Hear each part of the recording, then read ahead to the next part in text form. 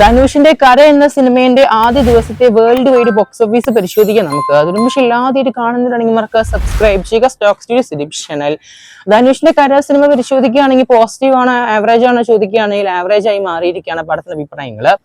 എന്തായാലും പടം almost first day ഓപ്പണിംഗിൽ 2,34,00,000 Tamil Nadu box office, Telugu box office 84,00,000, കർണാടകയിലെ 27,00,000, കേരളത്തിലെ സിനിമയ്ക്ക് 8,50,00,000 പ്രീ സെയില്. പിന്നെ റെസ്റ്റ് ഓഫ് ഇന്ത്യയുടെ മറ്റു ഭാഗത്തേക്കായിട്ട് 1,50,00,000.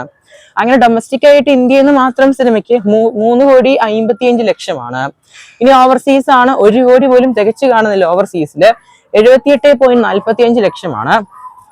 അങ്ങനെ വേൾഡ് വൈഡ് സിനിമയ്ക്ക് 4,33,00,000 ഫൈനലായ പ്രീസെയിൽ കണക്ക് കാണാൻ സാധിക്കും. നല്ലൊരു പ്രീസെയിൽ കാണുന്നുണ്ട് സിനിമയ്ക്ക്.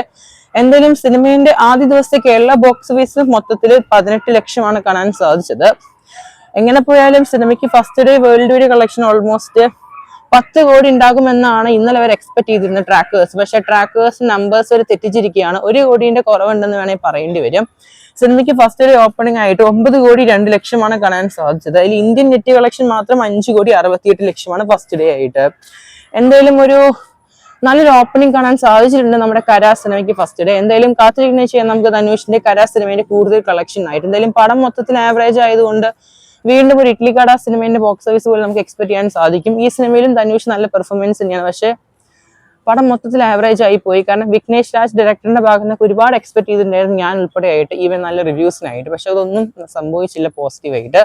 എന്തായാലും കാത്തിരിക്കുന്നത് ചെയ്യാൻ നമുക്ക് കരാ സിനിമയുടെ കൂടുതൽ ബോക്സ് ഓഫീസ് കളക്ഷൻ ആയിട്ട്. പടം കണ്ടവർ എന്തായാലും മറക്കാതെ ഈ ഒരു കരാ സിനിമ അഭിപ്രായം ഇൻബോക്സ് ചെയ്യപ്പെടുക.